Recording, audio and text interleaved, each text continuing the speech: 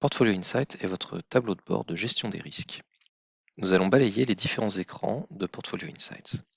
Ce premier écran, l'executive dashboard, vous présente le nombre total d'entreprises du portefeuille, découpé en risque bas, médium et élevé. Ce découpage est fait sur la base de la note de risque de contrepartie, le Debtor Risk Assessment, qui est une note de 0 à 10, 10 étant la meilleure. Ici, vous pouvez voir l'évaluation moyenne du risque du portefeuille dans son ensemble. Il traduit la probabilité de défaut moyenne du portefeuille pondérée par les encours. Enfin, en bas, nous vous proposons une carte qui vous présente l'ensemble de votre portefeuille découpé par pays. Pour chaque pays, on présente la moyenne pondérée du risque de contrepartie.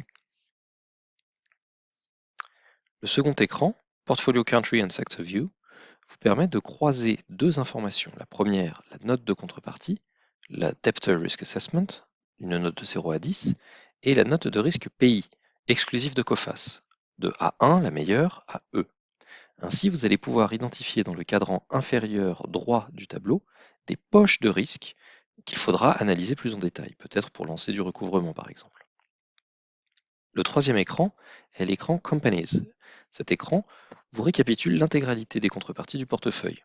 Elle donne différentes informations sur ces contreparties, l'Easy Number notamment, qui est l'identifiant unique exclusif de Coface, qui permet de s'assurer qu'on a bien identifié la bonne entreprise, les encours fournis par le client, et 4 indicateurs. Le Debtor Risk Assessment, qui est donc la note de risque de contrepartie, le Country Risk Assessment, qui est la note de risque pays, le Sector Risk Assessment, qui donne la note de risque liée au secteur d'activité de l'entreprise.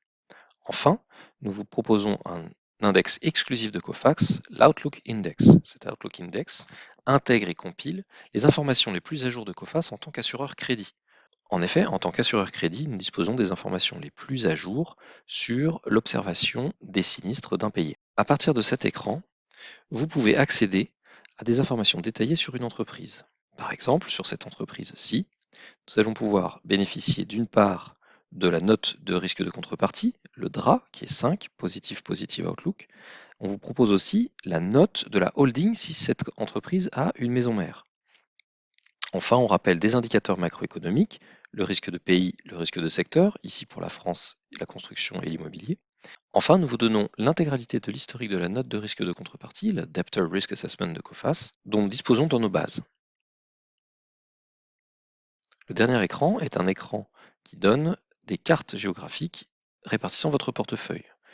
Cette première carte, nous l'avions déjà vue dans l'executive dashboard et récapitule par pays la moyenne pondérée du risque de contrepartie.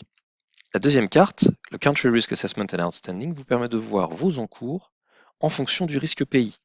Chaque couleur traduit un niveau de risque pays indiqué sur la droite. La troisième carte est une carte du nombre d'entreprises du portefeuille. Elle permet de voir la concentration du portefeuille en nombre d'entreprises. On voit que ce portefeuille est plutôt concentré en Europe de l'Ouest, par exemple. Enfin, la dernière carte présente la concentration d'entreprises uniquement sur les entreprises très risquées, c'est-à-dire ayant une note de contrepartie inférieure ou égale à 3. C'était une présentation rapide des différents écrans de Portfolio Insights.